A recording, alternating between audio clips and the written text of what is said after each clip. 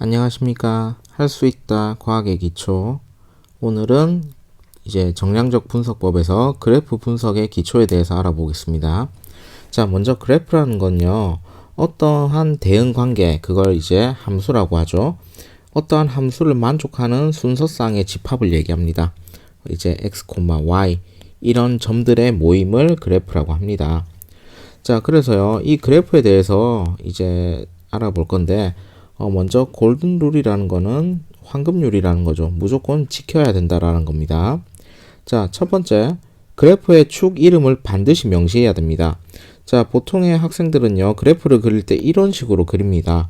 자, 이렇게 그리면요, 이 가로축이 어떤 축인지, x축인지, 세로축이 y축인지 명시가 안 되어 있으면요, 이제 이 가로축이 알파축이고, 이제 세로축이 베타축, 이런 식으로 될 수도 있기 때문에 반드시 그래프의 이름을 이제 그래프의 축 이름을 명시해 줘야 됩니다.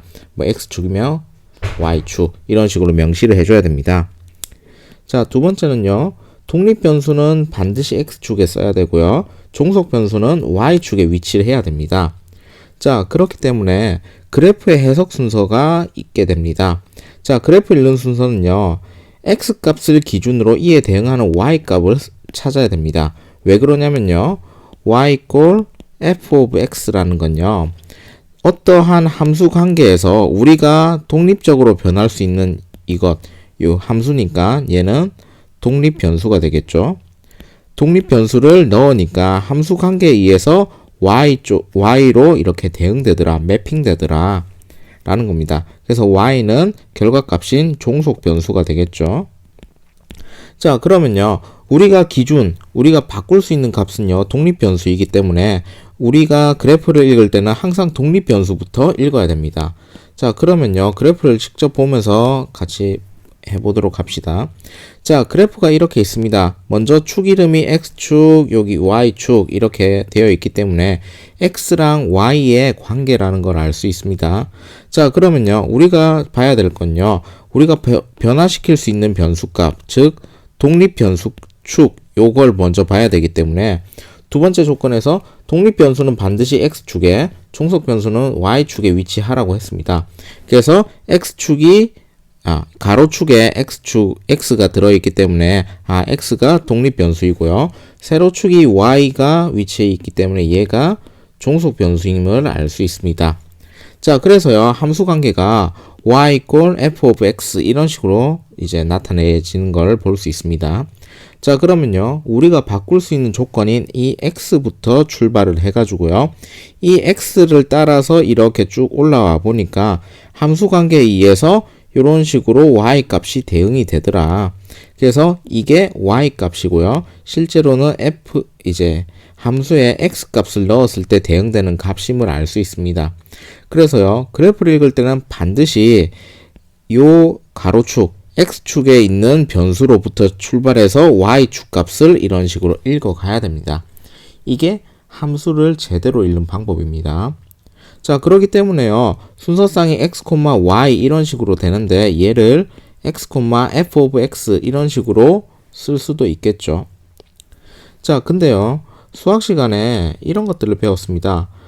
이 해석 x를 통해서 f of x를 찾는 게 아니고 f of x를 통해서 뭔가 x를 찾는 요런 거꾸로 된 방식을 봤을 겁니다.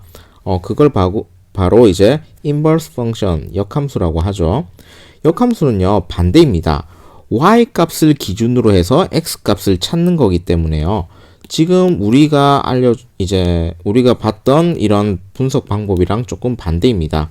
자, 기준이 되는 건요, 역함수는요, y 값입니다. 결과값입니다.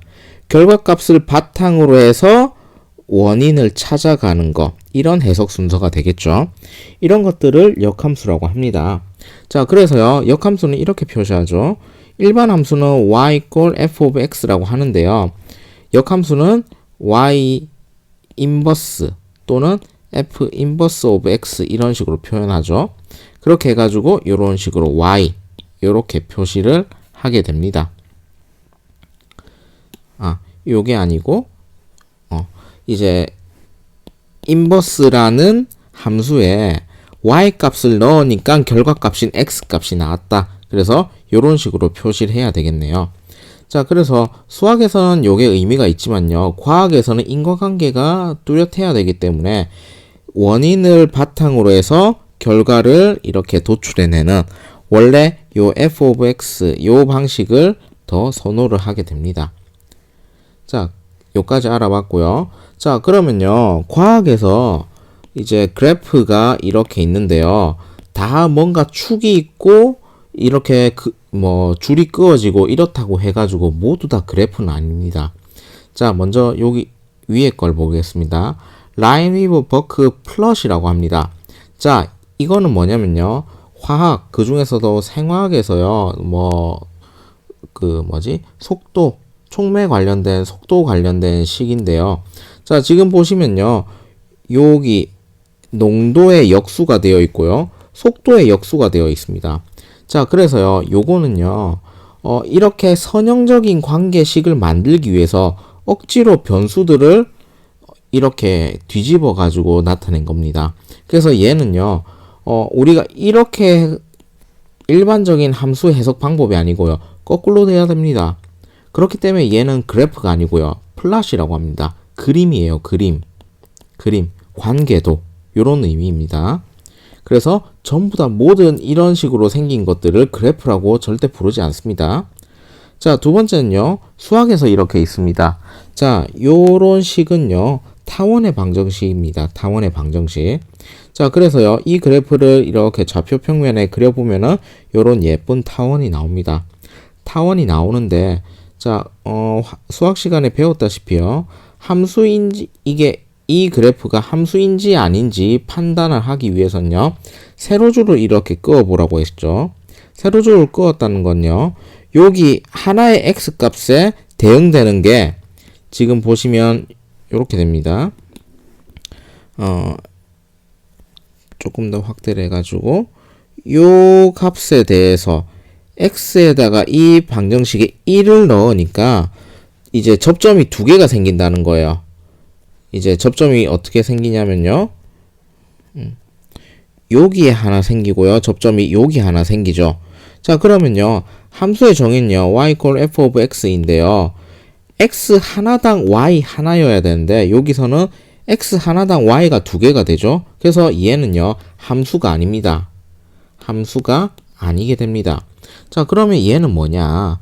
도형입니다. 도형. 그래서 이제 포물선 이것도 2차 곡선이라고 하는데 원 같은 것들은 수학에서 도형의 방정식이라고 배울 거예요. 그래서 얘를 영어로 하면 일립스, 얘는 타원이거든요. 다이어그램, 도형이라는 뜻입니다.